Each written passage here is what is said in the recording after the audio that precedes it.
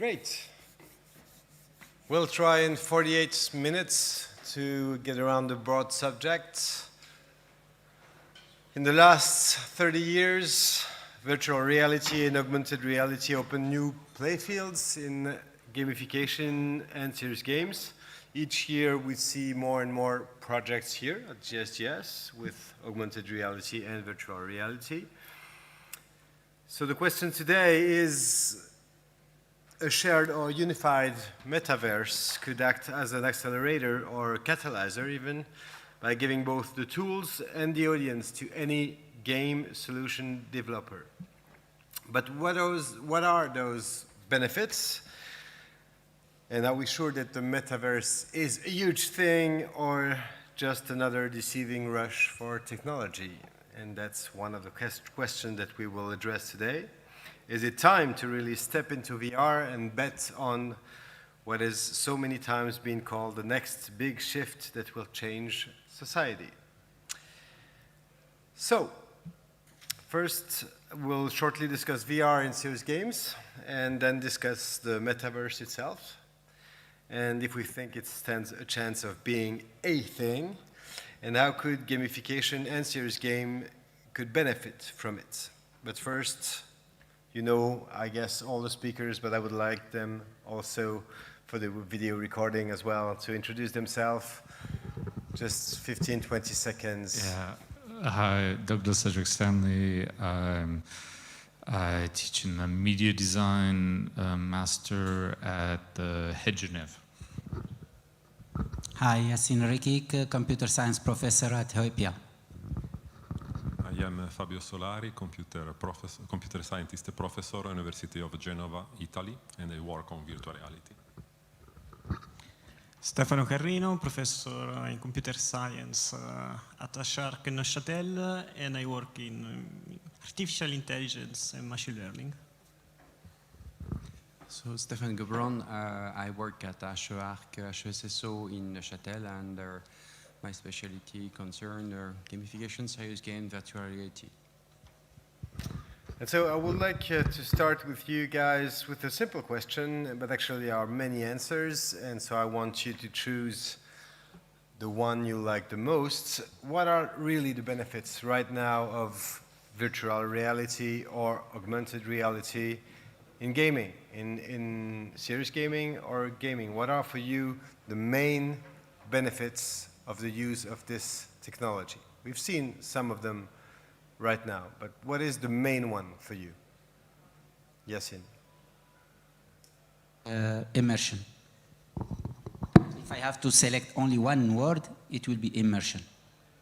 And why is virtuality more immersive than a book, a movie, or an on-screen game? Because of the 3D, because of the feeling of being within the 3D environment, which is intensified compared to only looking to a screen or watching a TV or any other device.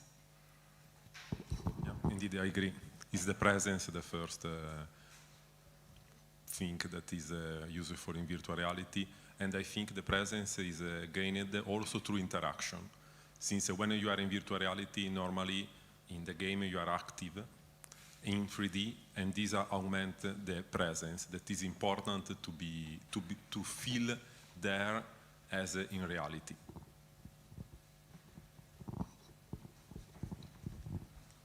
For mixed reality, I think what is interesting is this possibility to have both real interaction and virtual interaction at the same time. And it could take the best of both worlds. I think it could be something interesting to explore in a metaverse also vision. So from my point of view, I will mix actually the human-machine interaction through real, for sure, immersion and sensation of presence. But for sure, because of the interaction with the machine, so the AI behind that you can provide much easily. Maybe Douglas as well.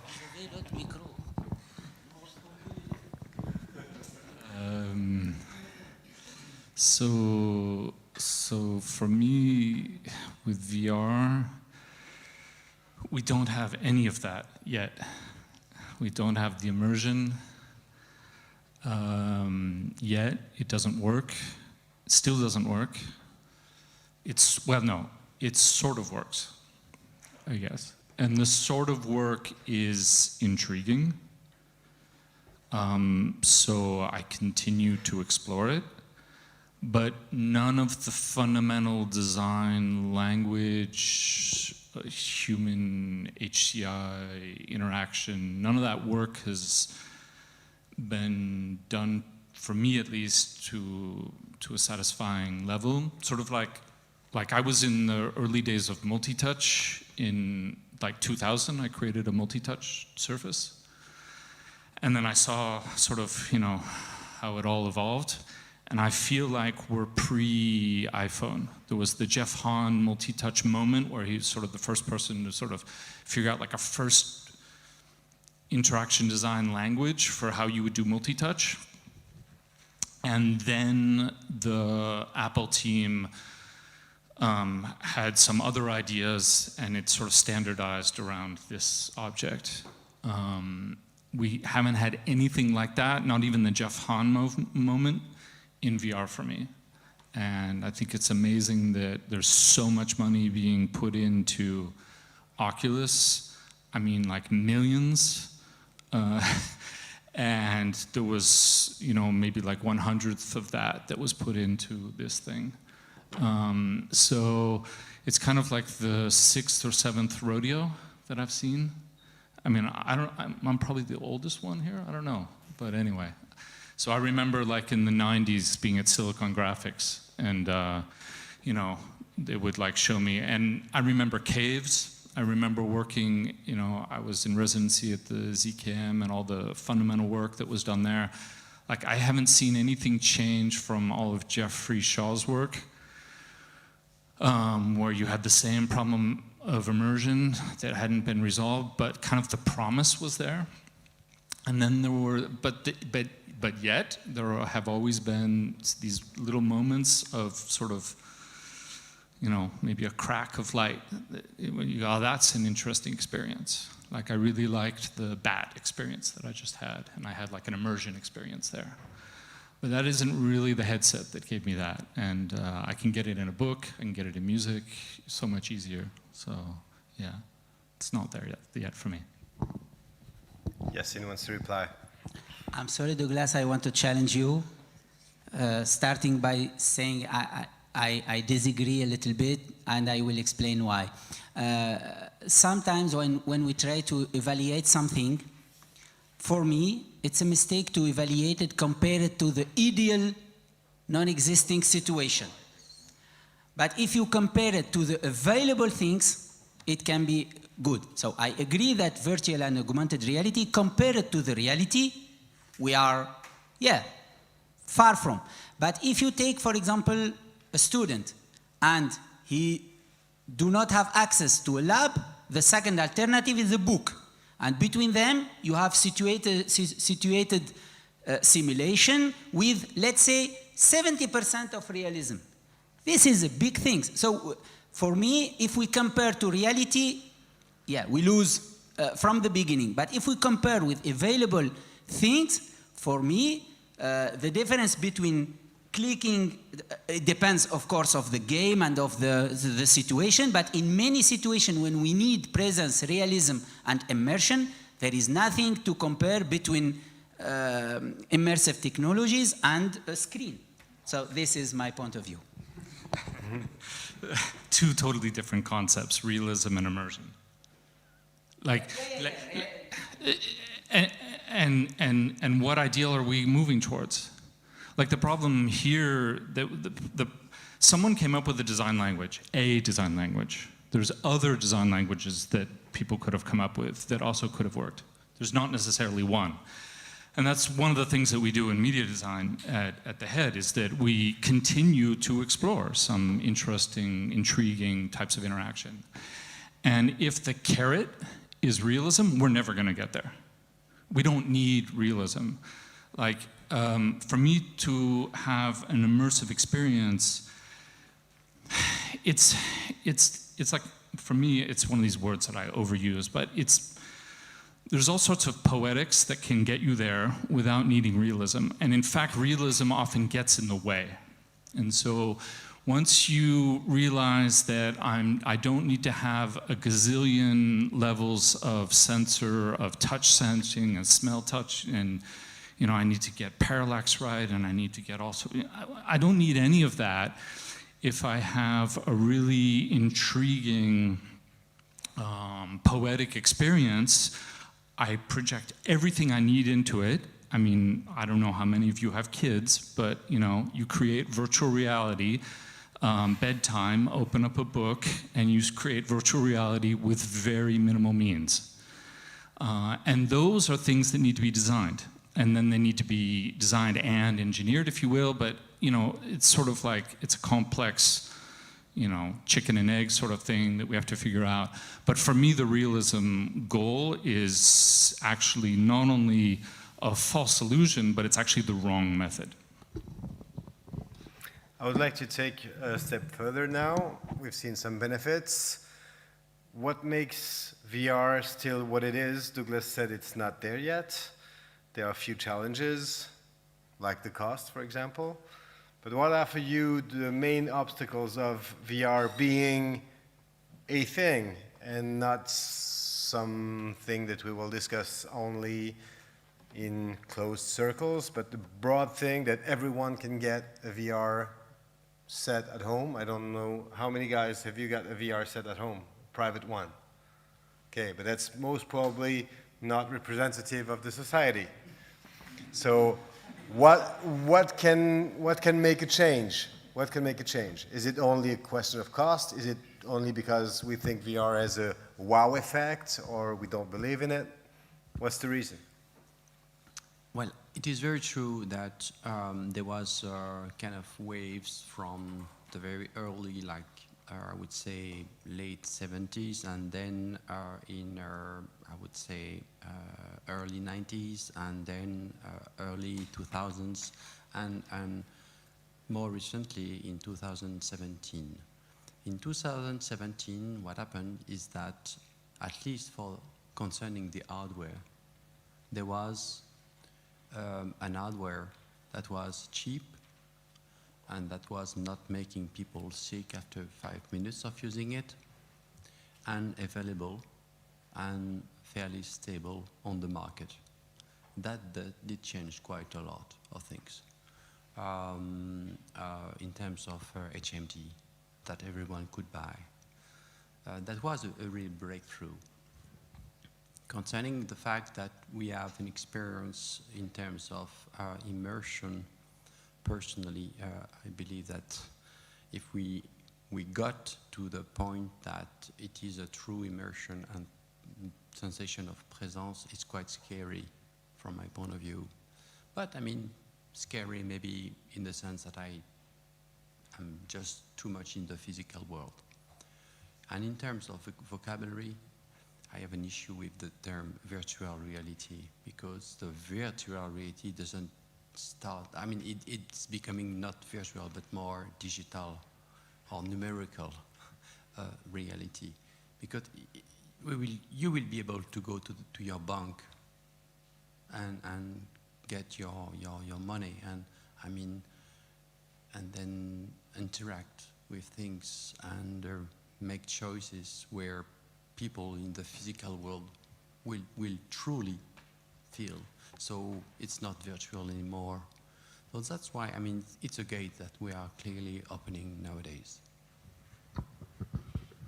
Stefano, what is for you the main problem of only a few hands here and less hands in the whole society? Why haven't everyone bought a VR headset right now? I truly believe that cost is the main issue, because a few months, years ago, we start to see mainstream games that are pretty interesting, but if you don't have 500 bucks, let's say, to spend on headset, it's a problem. You don't want. But if you already have something else that you can use at home, you will just buy the game that is compatible with that. I think cost is still an issue. When a headset comes together with the console, we will have more products, more games, more whatever. With. Fabio, you work with VR in your project. Are there other limits, like, I don't know, physical limits? We're speaking a lot in the society right now about screen effects, about blue light, about what it's doing to our eyes, our mind, the addiction maybe as well. Are those criteria in your model and when you choose to go VR? I think the problem about VR is cost, but also the hardware, the device. Since in any case, the current device is are not light. After sometimes, not sickness, but you are tired to use it. And this is the big problem, is technological problem. Indeed, when you use the smartphone, you can do a little movement and you have an access to an amount of information that is not, it's incredible 15 years ago, no? Do you remember before though? Yeah, I remember. Yeah. You couldn't even do this. Yeah. Yeah, you're right. So indeed, what is important? Yeah. I agree. Indeed, what is important for virtual reality is to provide the contents, information in a way that is not possible to acquire by the current technology. This changed the virtual reality. Since what people want is information, to access in an easy way to the information and to the social contact. This is the other important part that can play an important role, virtual reality, but again, there is a problem of hardware, the device, since it's not possible. Indeed now, this maybe is more related to Metaverse, I take it for after. Yassine? Thank you. Can I add small comments, but I will start with an anecdote. 2 years ago, I think, I have a meeting with a professor from University of Geneva, and he is a specialist in interaction within 3D environment, etc. And we are working on, we're trying to find idea to make selections and to select objects, etc. And after that, at the end of the meeting, he said, okay, we can do that, but until now, all our studies and tests show that the best way to select an object is the 2D applications. It's more efficient. So why I'm telling that? I'm telling that because sometimes we don't need virtual reality or augmented reality. And this is why I said before, we don't have to compare virtual reality against reality because we lose from the beginning, and we don't have also to bring it in all the plates and sauces. It's not the idea. The idea is to bring virtual reality or augmented reality if we need to have situated environment, to have a feeling of something, close to the reality, to the situation, to the context. And until now, such needs is not so big, to be honest. This is why the most people who had HMD and stuff like that is for gaming, just to test other gameplays and other way to play. I would like to move to virtual worlds or parallel worlds or metaverse, as we now are beginning to call it. And of course, it needs a little explanation, and we need to agree on what we are talking about, because for the moment it's quite something in the air. I would like to do that. I would like to take an example that was promised to be exactly what we are promised today: Second Life. That was the promise of, you go to your bank, actually the Bank of Canton de Vaud, which is not really a startup in the Silicon Valley. they built a store and they had a bank in Second Life. So why is it different now, or why did Second Life didn't go so well, and maybe people are ready for that right now? What is your feeling about what is a metaverse and what should it provide to people? This is a matter of consistency. Second Life failed because of the lack of consistency. Because they tried to keep as many and increase the number of clients they had and users. The metaverse, because it's computer-based, allow you to do whatever you want. So to please the users, they allowed anything to happen. So, you want to be a girl because you're a guy? Okay, no problem. Oh, by the way, you want big hairs? Okay, fine. You want to change your wearing and become a rabbit? It's fine. You want to fly? Yeah, it's fine. And things became non-consistent more and more, just because it was possible to do.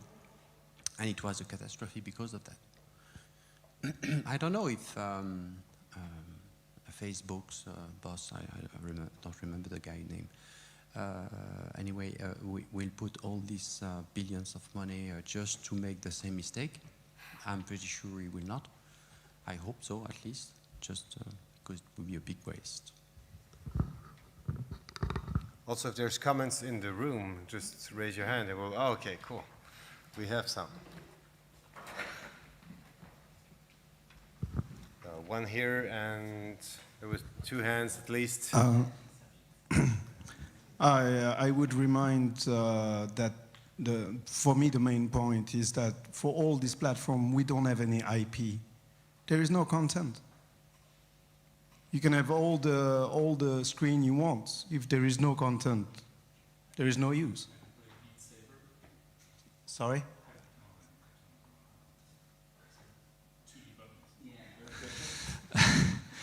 Have you played Beat Saber? No.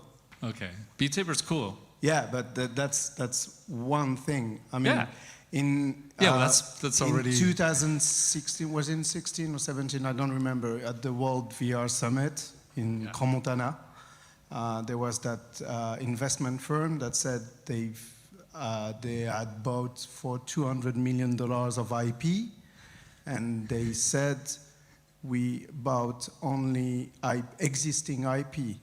We don't invest in development until there are 20 million headsets sold. Today we are at what, 500,000? Not even that? No, I think it's a couple million. A couple of million, under 10. But there are Under 10. more in university than in household. Yeah. So there is a lot of discrepancies, I think. There is the weight of the technology. You get tired. But since when does the cultural world come from those guys? And they're always dudes, right? From those people putting that money. You talked about books before. There is books because there is people that write them. Right, but who writes it, right? If you don't write digital programs... But bankers don't write these books, right? It's the writers, it's the artists, it's the culture. But no one is writing for the metaverse yet. Oh, there absolutely is, yeah. Because there's people who but there are so few. There are people who need to live in the metaverse. There's people who... think of... There's like a whole community of trans artists that need a metaverse and that have built metaverses since forever, because there's an intrinsic need.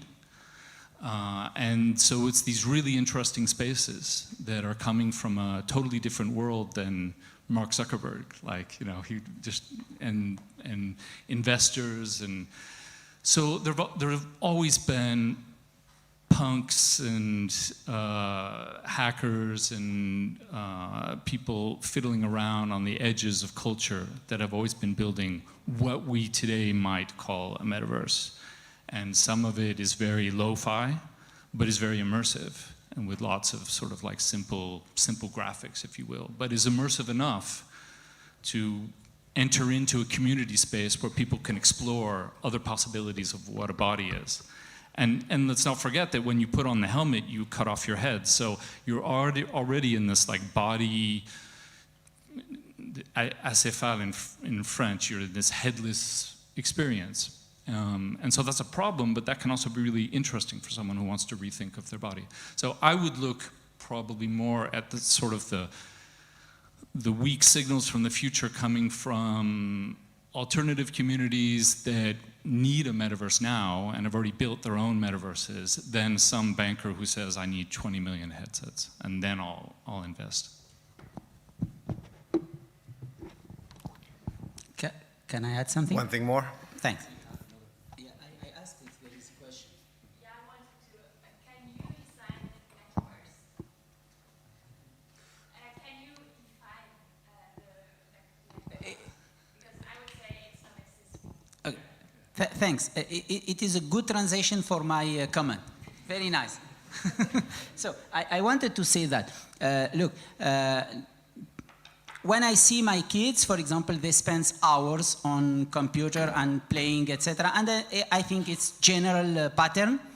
So it's a fact. It's not, we don't have even to discuss it, it's a fact. Now, if they have the ability to not to play in classic context, but being immersive in a 3D, or even not playing, but role playing, living another life in a 3D environment, I think this is a tendency. We can discuss it or not. It will happen, and it's a fact also. This is my idea. Bad or good, I don't know, but it's a tendency because technology allows it. People want to try. They have time. They are used to technology, they are not afraid about, etc. They will go there. Now, so the metaverse, for me, if it is called metaverse, is it a product, is it something open, closed? This, the market will decide for that. But for me, metaverse, it means this capacity to live, to act, to decide, and to play within a virtual world. Commonly, this is the definition. Is so simple. So it can. No, internet is not 3D. It's not immersive. Oh, you didn't say 3D. So I think that's. I'm going to butt in here. There's a definition that doesn't come from me. It's this Tony Parisi. So if you know who this really interesting person who. Because, I mean, I've been working with what people are today calling metaverse since forever, but I've never really believed in it. I think it's intriguing. But Parisi is deep in, and he has, I suggest you read it. He has a Medium post called The 7 Rules of the Metaverse. And I'm not going to read the whole thing, but I'm going to read you the 7 rules. And I don't know if I agree with these rules. I don't care. I think it's interesting. So the rules are, rule number 1, there is only one metaverse. Rule number 2, the metaverse is for everyone. Rule number 3, nobody controls the metaverse. Rule number 4, the metaverse is open. Rule number 5, the metaverse is hardware independent. Rule number 6, the metaverse is a network. Rule number 7, the metaverse is the internet. Yeah, so I agree with that, and it can be the internet, but in 3D mode.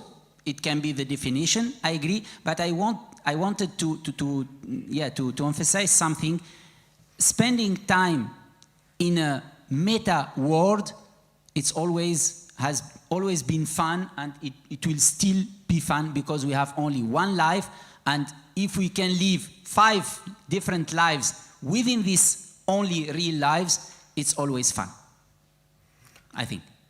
So it's a fact. We cannot avoid it. I will try to drive you back into something that exists, actually, and it exists in gaming. And it's a bit of a sensation of those last years. We can take Roblox, for example. We can take Minecraft, for example. We can take Fortnite as well, because in Fortnite there has been a live concert, for example, that was really nothing to do with the game, but it was in the game, and the concert itself in the game is a way of creating a virtual world where something happens that doesn't happen in real life. So I would take those examples and ask you one question. Do you think the metaverse will exist as one unified external, virtual, digital, we'll see world? Or as gaming or as other things, we will stay with some niche. We'll have a museum metaverse, we'll have a gaming metaverse, we'll have a professional metaverse where you work, where you meet with people. And those metaverse could come from different companies and different people. So do you think one metaverse will exist as one internet? And we can question that as well. Or will it be a multiple metaverse? For sure, it will be multiple, just for one good reason, is that depending of the degree of immersion, especially how many senses and range for each senses that you will be able to provide to users, then you will be able to have a kind of special metaverse for this one. And considering the metaverse as one 3D world is not very consistent by itself. You actually will be able to have a full transition between physical reality and numerical reality. And you will have a metaverse with augmented and strong augmented and very strong augmented realities. And you will be able to provide for each one some consistency worlds, which would be quite messy, I think.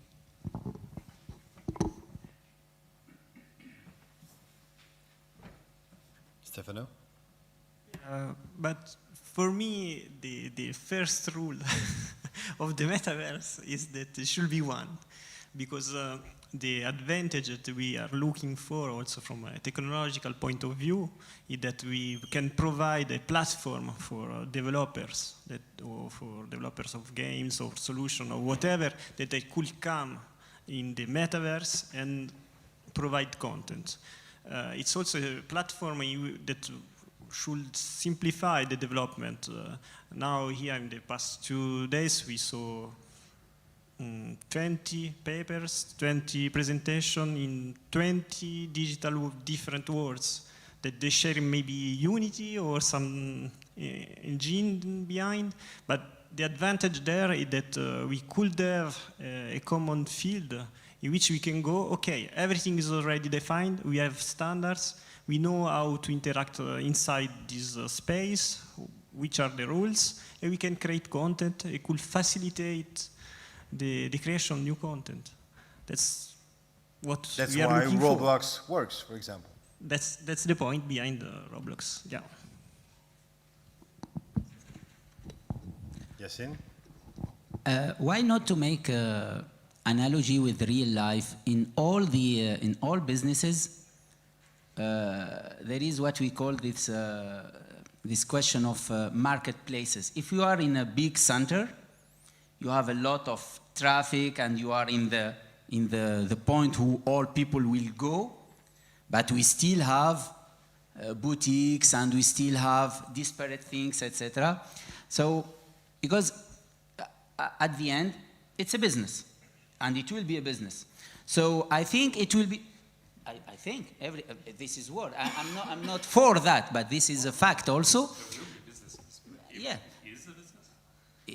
If there is no business, there will not be evolution, and it will not grow enough, I think. So my idea is that there will be some dominant metaverse, but there will be also niches and parallel things, because always there is some people who are looking for the most common known place or community or whatever, because they are looking for rentability, visibility, etc. And there are others who are looking for specific content or specific community or specific needs, and we will have both. But with some dominant words or metaverse. Yeah, I don't know how to answer the question, and I'm going to punt. But my colleague Alexia Mathieu just organized an online symposium with some really interesting artists about this question, and asked this question and also avoided trying to have a definitive answer. And the title that she finally found, we talked about it a lot, and the title she finally proposed, you can see it on our YouTube channel. It's a really great collection of, I think, some of the more interesting people acting in this sort of emerging sphere. She called it Possible Verse, and she put a parentheses S at the end. So she hedged her bet as well. Yeah, I think it's hard for me. I think it's really intriguing what Parisi says. It's true. There is the internet. I think I do agree with that. But I have a hard time wrapping my head for the moment around the idea that if it is about possible worlds, so if there is this sort of projective madness that we're sort of going to hallucinate into being these worlds, I have a hard time wrapping my head around the idea that it's going to be this sort of like one unified field. But at the same time, I'm a Deleuzian, and Deleuze, at the end of his life, who was all about, possibles and about potentialities and vectors and multiplicities, he talked about a life. And he really insisted that there was this sort of like, ontological a world that we're in. And so, and I still struggle with it philosophically. I've read those texts a gazillion times, and yeah, it's still kind of unresolved. But I don't need to resolve this problem. I would like to take our last 10 minutes into unifying games and what we said about the metaverse. Gaming and also adult content are major pushers for technology, and we've seen that all the time. We have, because of gaming and adult content, new paradigm using new digital gadgets, platform, tools, other inventions. Does the metaverse need gaming to exist? Or actually, is gaming looking forward to the metaverse to be there so it can also benefit from it? Who do you think, who needs who? The metaverse needs gaming to develop. We've seen the good examples are gaming. So what are your thoughts about the position of gaming into the metaverse? I mean, like, how could there be something that we would eventually call a metaverse without gaming? I mean, come on. So, obviously. And also, the metaverse is not a role-playing game by himself? That's one of the questions. I don't know. But I think that is important what people look for in the metaverse. Since we are people, but we are not similar to the most people in the world. We like technology, we like virtual reality, augmented reality. But what is important is what the people outside our group want. Gaming is important. A lot of people play a game and is engaged, but also to look at a movie is emotional engagement. But if you look, I think, to what is the lack is the social interaction. Most people want to interact with other people. And the metaverse can be a way to do, but it's not easy from an hardware problem. We need, when we interact, we can phone without see people. When we see a conference, a video conference, we see people. But for instance, if you talk with a psychologist, it's not easy to do a psychological session, since it's not possible to see in the eye the people, since the camera is here and the monitor is here. So this is a stupid thing, but there is not the engagement of the eye, and this is important. And another important thing for the metaverse is to replicate the facial mimic, since when we meet people in person, we see the face, we see the body. And psychologists say that the most important information is not only the word when we interact. The feeling and the empathy is important, and this must recreate in some way the face in a natural way. In psychology, it's also called a seance. I think it's an important distinction. It's not only a session, it's also a seance. It's charged word. I agree concerning the emotion and the consistency of the face, even if at a certain level it would be a kind of consistency of the face of the soul, not of the face anymore. To answer your question, I think there is no need of games. There will be games, but it's absolutely no needs. And I would be the pessimist one.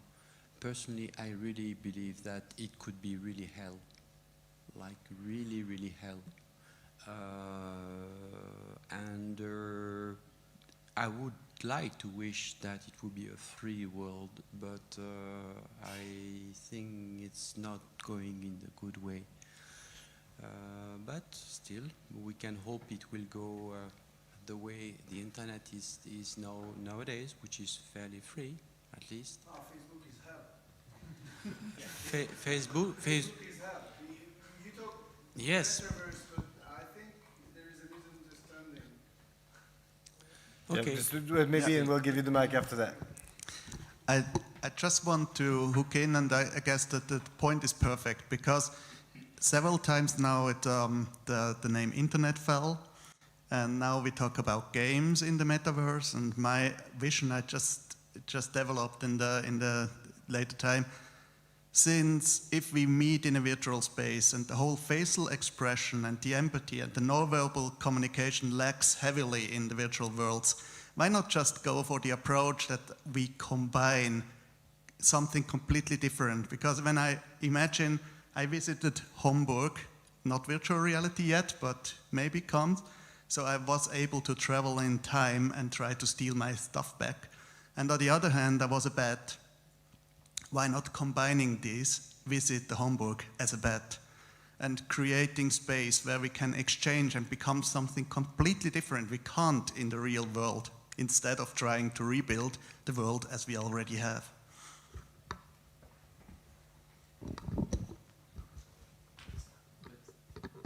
But still, you need consistency.